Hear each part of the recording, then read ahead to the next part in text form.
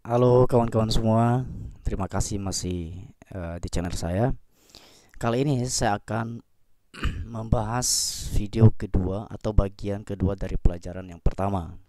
Kalau di video pertama kita sudah belajar cara cepat belajar Alkitab, dan semoga kawan-kawan bisa terbantu dengan pelajaran itu. Dan saat ini saya akan melanjutkan bagian keduanya, dan berharap juga nanti setelah selesai teman-teman pelajarin yang pertama dan yang kedua ini, maka kesulitan-kesulitan yang dialami selama ini akan semakin berkurang. Itu sangat saya percaya itu ya, seperti itu. Nah, kalau kemarin poin ketiga, hari ini poin keempat ya. Ya. Poin keempat dari pelajaran kemarin adalah pahami kutipan di dalam teks itu atau di dalam pasal yang dibaca.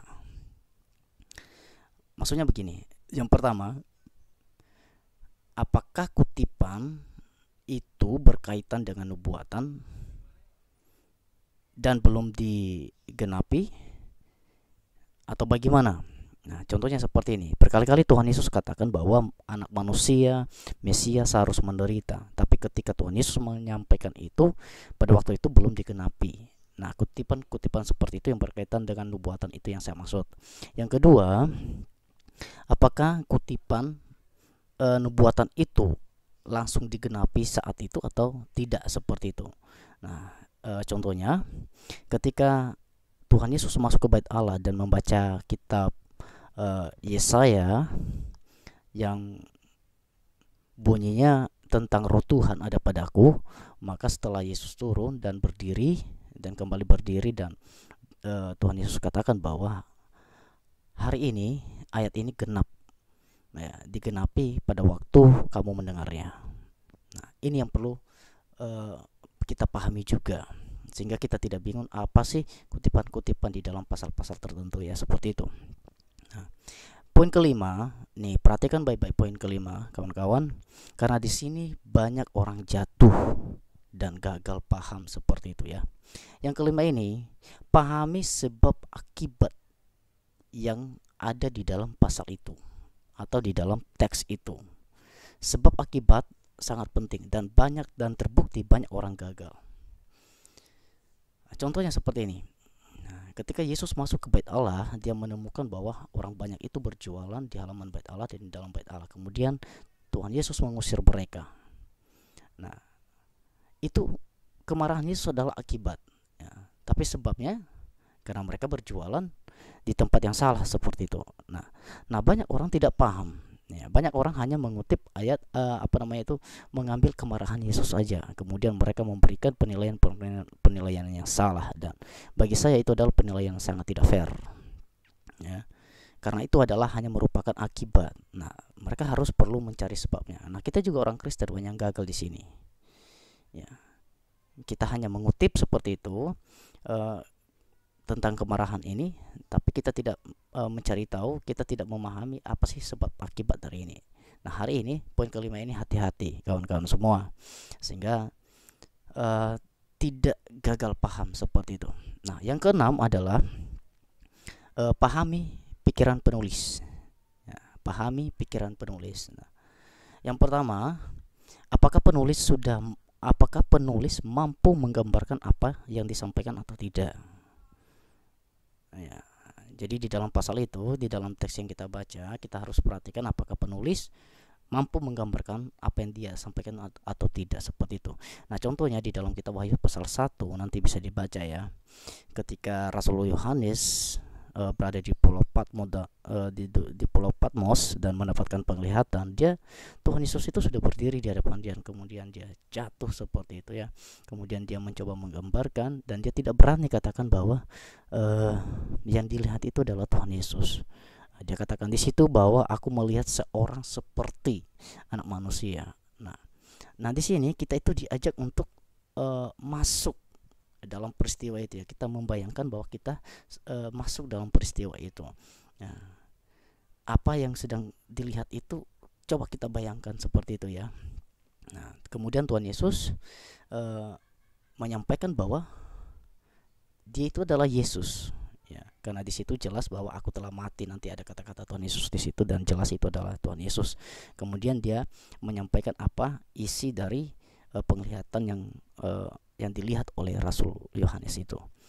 Nah, yang kedua, kita juga harus memahami apakah cerita yang disampaikan oleh penulis itu sudah lengkap apa belum di dalam pasal yang kita baca. Nah, misalnya kita membaca pasal 5 kitab Matius, ya, apakah pasal 5 itu sudah lengkap apa belum, seperti itu ya. Atau apakah cerita itu dimulai dari pasal 5 itu dan secara lengkap keseluruhannya di dalam pasal itu, atau memang kita harus perlu sambung ke pasal berikutnya, atau memang ceritanya dimulai dari pasal sebelumnya. Nah, kita harus paham ini. Nah, kalau kita tidak mengerti maka kita itu gagal. Pasti kecepatan kita belajar Alkitab itu sedikit lamban, seperti itu ya. Kawan-kawan semua, keenam hal ini ya kita harus betul-betul pahami. Nah, inilah cara yang saya pakai yang ketika saya itu mau belajar Alkitab seperti itu ya. Nah, jikalau teman-teman sudah menguasainya dari pelajaran pertama dan bagian kedua ini, maka saya percaya bahwa teman-teman akan mudah ya, akan cepat belajar Alkitabnya seperti itu. Nah, kawan-kawan, pelajaran kali ini saya akan selesaikan di sini. Dan